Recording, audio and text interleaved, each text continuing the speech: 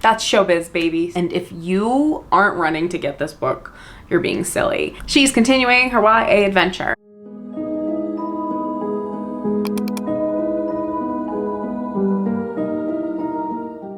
Howdy partners, welcome back to my channel. My name is Alex. You're here at the PharmD Reads, where I like to babble and BS about books. And today we're gonna do my March wrap up, only 6 to 7 days after March has ended. I have to say, I don't know who is out here doing a full-time job and also pushing content out at the rates that some of you do, who I know have full-time jobs. Teach me your ways, tell me how to do it. I'm exhausted all the time, but you know, that's showbiz, baby. So without further ado, let's just get into my month. I had a really good reading month in March. I read 19 books total. I am actually keeping up with my story graph this year, and it's been really fun posting my stats on my Instagram for my wrap up posts. So that's that. I think this time, instead of, I was gonna do how I have been doing out of pure laziness, going through the books that I physically own first and then doing all of my audio and Kindle reads at the end so I can like put the pictures up, but I have my Goodreads open. I think I'm just gonna do in order of how I read them. So let's get into it. The first book that I read in the month of March was The Naturals, which is the first book in the Natural series by Jennifer Lynn Barnes. This series follows a group of kids who have these natural abilities that help them catch predators and killers and criminals, essentially, and they get drafted into this program called the Naturals program by the FBI. And of course, a bunch of teen drama, little romance triangles. It's very fun to read and very addictive. Jennifer Lynn Barnes is also the author of the Inheritance trilogy, which I have read the first 2 books. I still have to read the 3rd one, and I really like her YA writing, continuing my streak of trying YA, so we're going good. I am actually now on the 3rd book I'm currently reading at the time of filming this video, which is April 6th, I think we're on, and I'm still really enjoying it. I've blasted through almost the entire series. I'm hoping to finish it up in April. I highly recommend. I got this recommendation from Kindle. If you are not watching her videos, you're completely missing out. She's everything that I want to be in a booktuber. I'm gonna link her channel down below. High quality content if I've ever seen it. So yeah, this is a really fun series. I've given all the books in this series so far 4 stars, and if you're looking for something really easy to get through, really quick read, and focuses on like Criminal Minds style chasing serial killers, but it's a bunch of 16 and 17-year-old angsty teenagers, then The Naturals is the series for you. The next book that I read was Do Your Worst by Rosie Danan, and this follows, God, I don't even remember. This book follows our main character, Riley, who lives in now the Scottish Highlands because she is tasked with breaking a curse on this Scottish castle, and the first night that she's there, she ends up having this crazy good night at a bar with this guy that she meets there, and he ends up being also working on the site. His name is Clark. What is he? I can't remember what he does. I think he's like an archaeologist or some sort of like preservationist, so he's at the castle trying to get it to a point where it doesn't get like demolished or whatever, and then she's there at the same time trying to break a curse. He doesn't believe in curses. He thinks it's a bunch of bullshit. They obviously are super attracted to each other. I really like Rosie Danan's romance writing. She is also the author of the Roommate series, which I absolutely loved, and this was great. I think I gave this 4 stars as well. Did I give this? Yeah, I gave this 4 stars. I really liked it. I think this style of romance cover for a cartoon is really cute. I've lately had an issue with some of the covers of romances just absolutely send me, but this was really good, really fun, really easy, really quick, cute ending, nice spice. Yeah, 4 stars. This was good. Liked it. This next book, I feel like my opinion is going to be opinionated. Okay, I didn't like this. This book is The Will of the Many by James Islington, and a lot of people like this. This has been one of my most anticipated fantasy reads. I've had it on my TBR cart forever and ever. I finally picked it up. I gave this 2.5 stars, and I actually had originally given it 3, and then I dropped it down to a 2.5 the more I like talked about it with other people. This was just so boring at a certain point. Like the first 100 to I would say maybe 200 pages we were moving, okay? Things things were happening. And then at a certain point, nothing was getting explained. Like, I still don't even really know what the will is. So this book is a very, very, very intensely military-based fantasy, which I don't know if I've read many of those, so maybe that is just a subgenre of... Okay, rude. Anyway, if you heard that car honking, that's cool. This book follows our main character, Viz, who is actually a prince from a land that was taken over by Catalan, which is the place that he lives now. I feel like I got that right. Catalan. Okay, the Catalan Republic. He overthrew his parents, the king and queen's kingdom, murdered his whole family. He's the only one left. He escaped, and now he lives there kind of in hiding. And he very much gives Red Rising vibes, like Dara Red Rising vibes, but way more boring and not as cool or handsome. That's one of the main problems that I had with this. He's described as this like incredible wonder boy, but then at the same time, he's like average height, average build, really plain. Like, that's what works for him. And I'm like, how can you be both? How can you be both? And maybe that's me being ignorant, but I don't know. This was just kind of like a 600 and something page slog. The ending cliffhanger, didn't care at all. Like, nothing about the plot of this makes me want to pick up the next one. In fact, this was so not fun for me to read. I've almost forgotten everything about it. I don't know. I still want to read more from this author. I really, really, really, I feel like I've been saying this for like every video that I've been posting, but I really want to do a giving a second chance to authors kind of video, and I definitely see this author being on that list because I know he has another trilogy at least that is really well loved. I just don't think this was for me. The like Roman Greek vibes were really fun as a Greek goddess myself, but other than that, I don't know. If you like military fantasy, then you will probably like this, but in my opinion, the juice just wasn't worth the squeeze.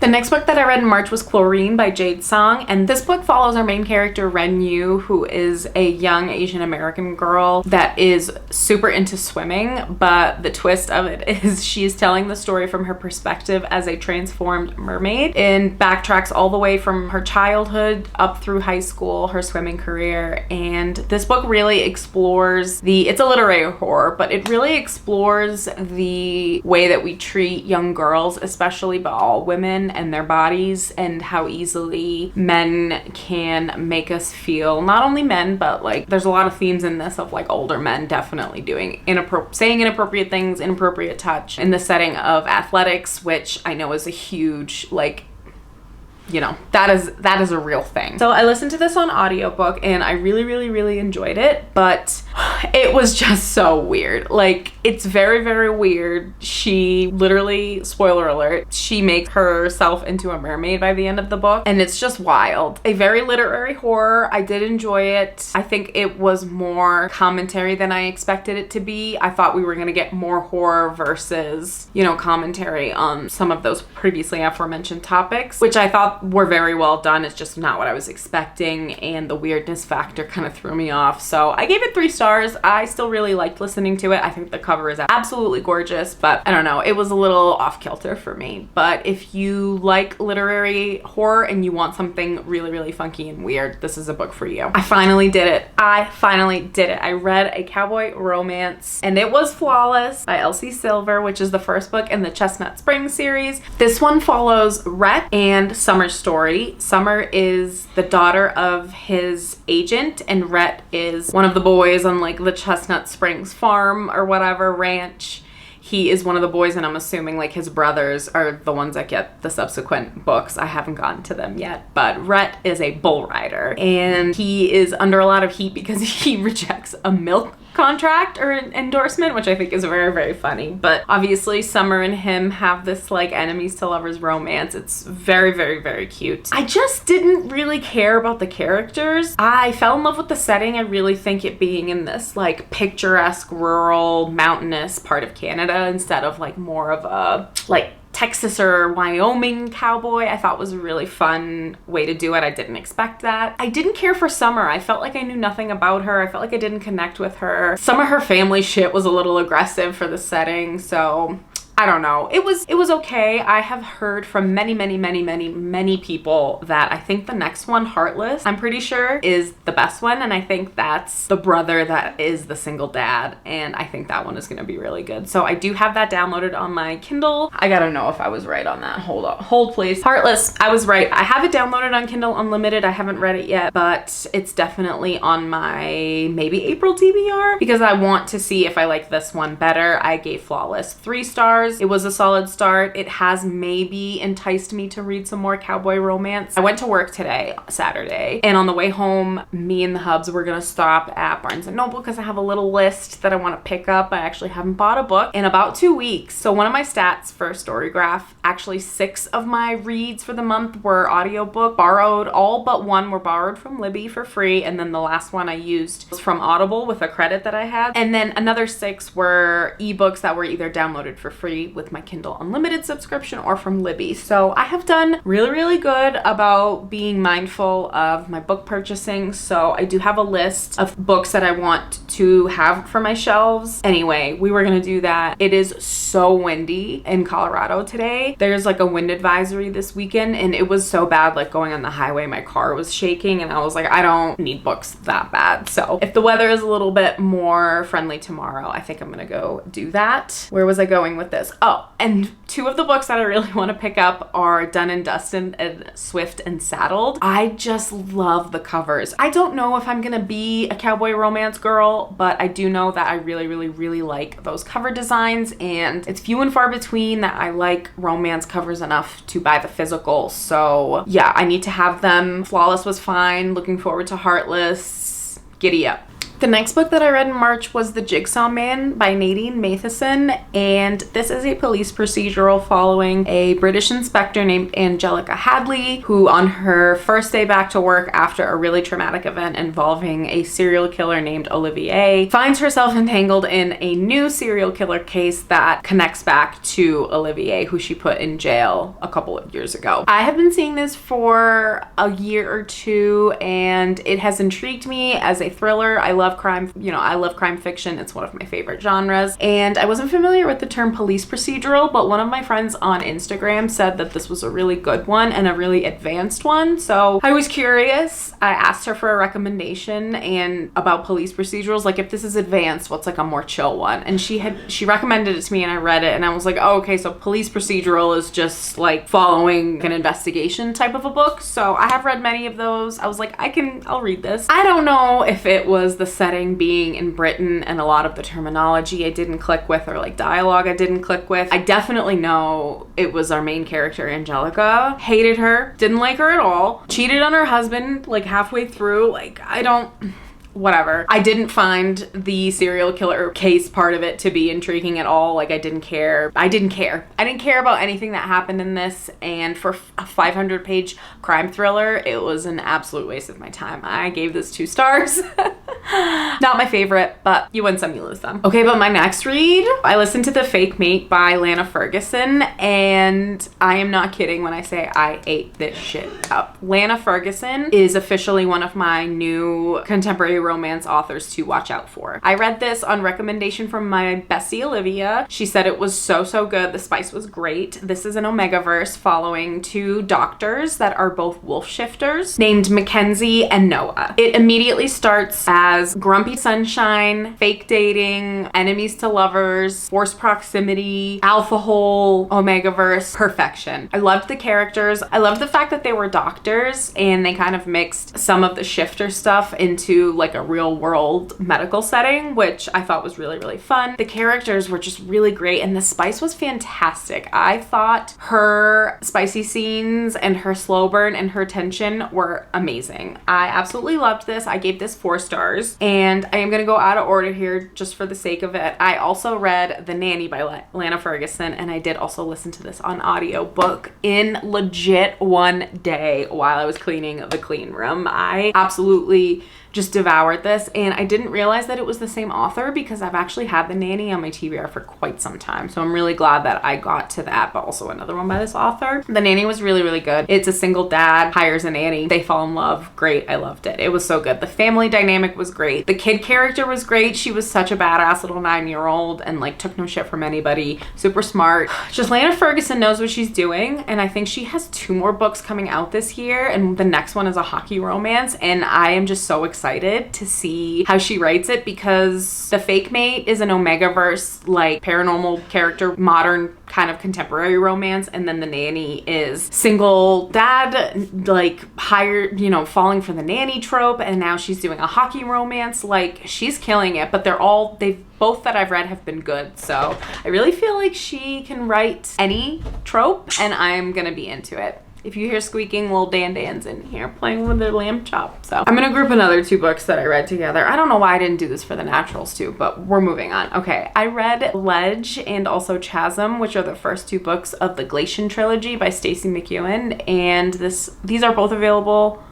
No, they weren't Kindle Unlimited. I got both of these off Libby and got really lucky, and my holds were like available super fast. This series follows our main character Dawson, who lives on the ledge, and basically it's this tiny makeshift village of people on a ledge of a very high mountainside, and every few days or weeks or whenever there is a selection where the Glacians from the other side of the mountain come and steal some of their people. They don't know if they eat them, they don't know what they do with them, fly off with them. And the Glacians are described as these winged, pale, snow white, mean fanged, taloned, like humanoid kind of bird creatures is the vibes they gave me. And one day during a selection, Dawson gets plucked. Well, she finds out that not everything is what it seems, and there's a lot more going on. She ends up escaping the Glacian's kingdom before she's killed, and Ryan, who is a half Glacian, meets up with her, and obviously this becomes a very nice enemies to lovers romance. I actually liked book 2, Chasm, better than book 1. I think we get a lot more character development and better plot, but this is a really fun and really quick, easy to read romantasy.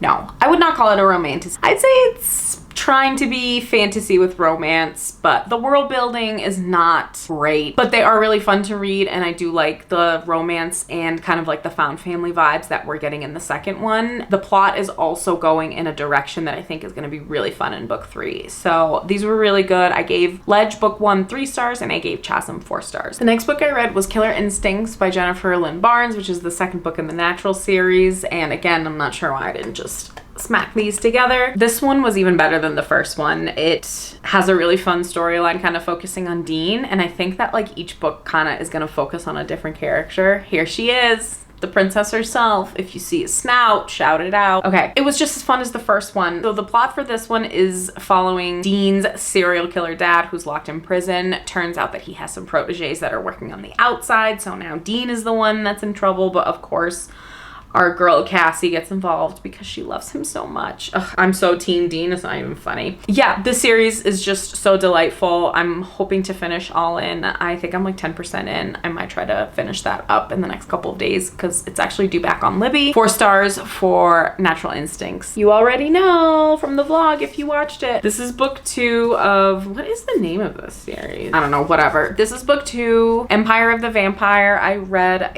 about a month ago, absolutely devoured it. This came out March something, I don't remember now, March 11th maybe, and I picked it up, read it for the vlog, absolutely loved it. Again, if you're interested, I will leave my reading vlog for this book linked somewhere on the screen. Ended on a really fun cliffhanger. I think this is gonna go in a really great direction, and I can't wait for book 3. I will say that I have landed on, although I'm leaving this 5 stars, I do think book 1 was better. I don't know, every time I say it, it feels wrong. I'm gonna keep thinking about it, but both books have been 5 stars, so it doesn't really matter. This is a great vampire series. Really gives like French Interview with a Vampire with great world building. I absolutely love all the characters. I loved that we got a Gabriel romance in this. Absolutely loved it. 5 stars. Please, please, please pick these books up. You won't regret it. Ooh, okay, the next book that I read is None of This Is True by Lisa Jewell. I ate this up. I'm gonna preface with, I only gave it 3 stars because I thought the ending was super lackluster and not as climactic as I wanted it to be, but I could not get enough of Josie and Alex. I thought their dynamic was insane. The story was wild. The little like clips of the Netflix documentary and then also the podcast were really fun. I kind of like duo listened to this on audio while I was driving and read on my Kindle, borrowed from Libby. Really liked this. It was a solid. Okay, so I say I really liked it and then I gave it 3 stars. There's a good 3-star book and there's a bad 3-star book. This was a good one. I just don't think it had anything to it that like would make me push it to a 4-star. I am looking forward to getting into some more Lisa Jewell because she is one of my favorite thriller authors and she's got 1.5 million books. So if you like a mixed media style thriller, if you like girl power but also crazy girl power, this book is for you. That's the best way I can think to describe this. It is chaotic female energy and I was here for it. She's gonna do it again. We're grouping these books together. I read 3 more Jack Carr books this past month. I just love bad fiction. If there is any sort of holy grail, if there's any sort of like Da Vinci Code style puzzle, if there is a military aspect, if there is a lot of names of agencies that I don't understand, I'm gonna read it. So, okay, I read The Devil's Hand, In the Blood, and Only the Dead, which are books 4, 5, and 6 of the Terminal List series, and they all got 4 stars. I'm not even gonna talk about the plots because I don't remember, but they get better and better, and I like the fact that with this series, I do strongly suggest that you would read them in order. Hey, hi, hello, my camera died. We're back. Okay, I take back everything that I've ever said about dad thrillers not being needing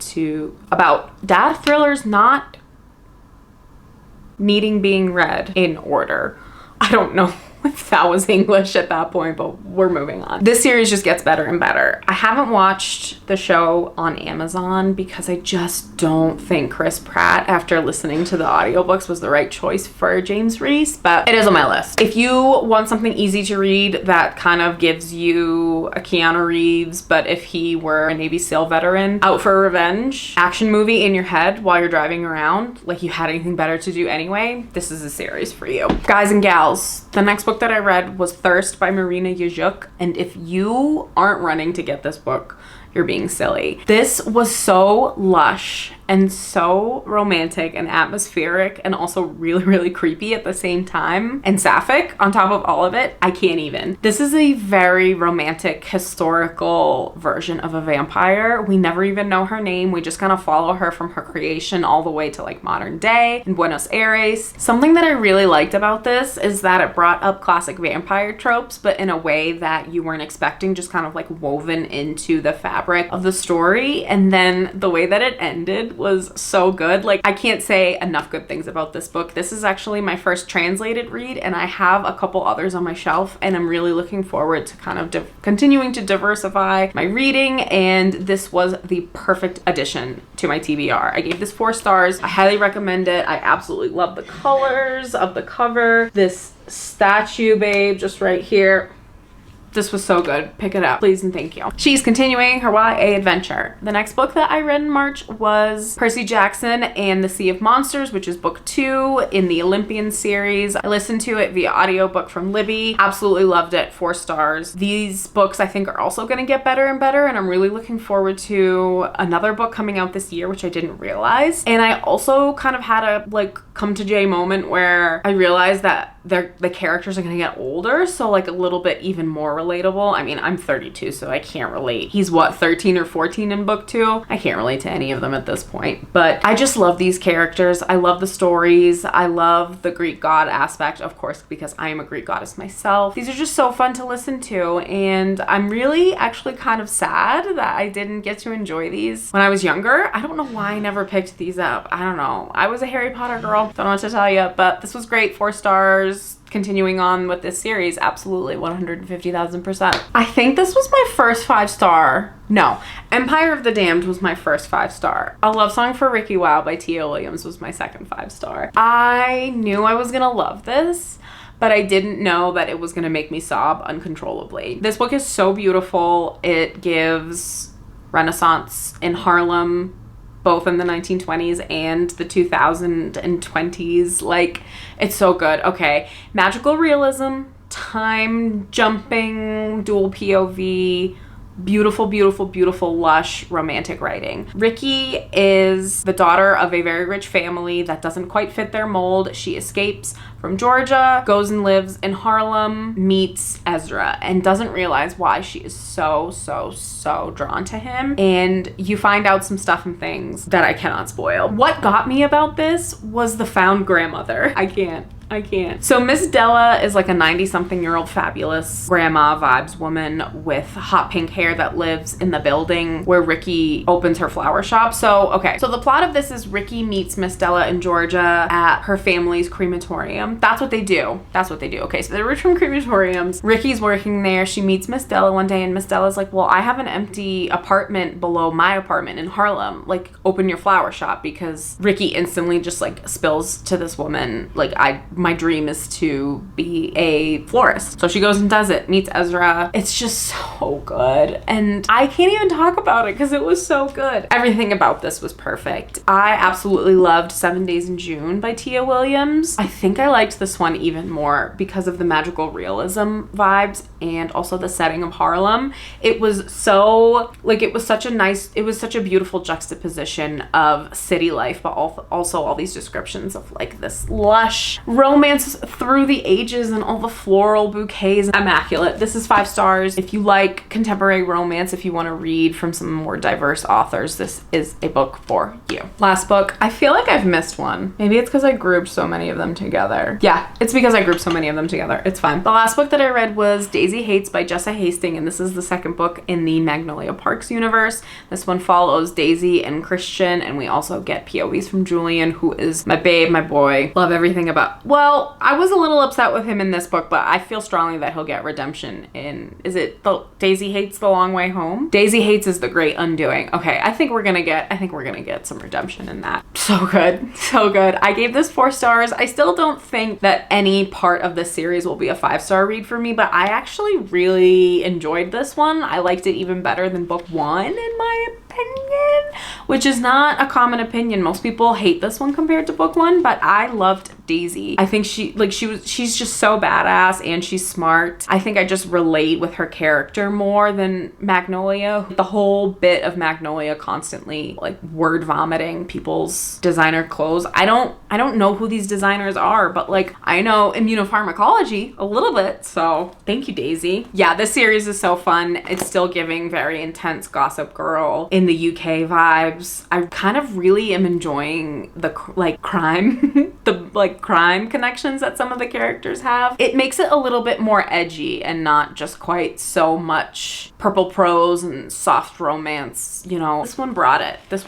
4 stars. I definitely want to get to at least Magnolia Parks. Is it The Long Way Home is the next one? I think The Long Way Home is the next one. Hopefully I'll get to it in April. I'm reading a lot of romance, so I might be a little burnt out, but can't wait definitely to get back to Daisy. And with that, we have come to the end of our video. Thank you so much if you stuck around and watched along, listening to me talk about my reads. I hope that you found a couple for your TBR. If you want to tell me what you've been reading, please, in the comments. I would love to chat. Thank you for being patient with me. If you are one of my subscribers, or if you're thinking about subscribing, please do. And also like this video, shamelessly plugging. If you are sticking around and being very gracious with me in my inadequate / all over the place posting times and dates and things and stuff, I really appreciate you. It's just a very busy season of my life, keeping our heads above water. Okay, so with that, have a wonderful whatever, wherever you are, and we'll see you in the next one. Bye.